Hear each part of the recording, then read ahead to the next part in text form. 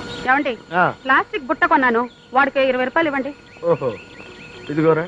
Plastic bucket కొన్నాను, వీడికో 50 రూపాయలు ఇవ్వండి. అలాగే ఇదిగో. వాషింగ్ పౌడర్ చీపురు కట్లు కొన్నాను, వీడికో 30 రూపాయలు ఇవ్వండి. అరే రిక్షా వెనక్కి తిప్పు, ఇంటికి వెళ్ళిపోదాం. అయ్యా సినిమాకి వెళ్ళొద్దు. వెళ్దాం. ఇలా రోడ్డు మీద కనపడని కొనుక్కుంటూ వెళ్తే సర్దిరోజు నాటికి వెళ్తాం. మళ్ళీ జీవితంలో నిన్ను సినిమాకి తీసుకెళ్తే చెప్పు తీసుకొని కొట్టు. చెప్పంటే గుర్తొచ్చిందండి, చెప్పు తెగిపోయింది, కుట్టించుకుని వచ్చేస్తాను. ఒక్క నిమిషం ఉండండి, సామాన్లంతా జాగ్రత్త పెట్టుకోండి, వచ్చేస్తా. ఏందబ్బి? ఏం లేదమ్మి. పర్లేదు చెప్పబ్బి. నిన్ను లవ్ చేచ్చండి. తర్వాత పిల్లకాయల్ని కానీ ముడ్డి కడుగుతావా? పోరం బుక్కడ. ప్రేమ అట ప్రేమ.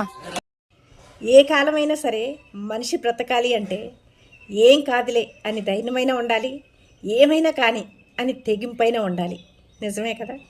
ఇదిగో ఉదయాన్నే మనం టిఫిన్ చేసే టైంలో ఎవరైనా మన ఇంటికి వస్తే మనం ఏమడుగుతాం? టిఫిన్ చేద్దాం రండి అని అడుగుతాం. మరి మధ్యాహ్నం భోజనం టైంలో మన ఇంటికి వస్తే భోంచేద్దాం రండి అని అడుగుతాం.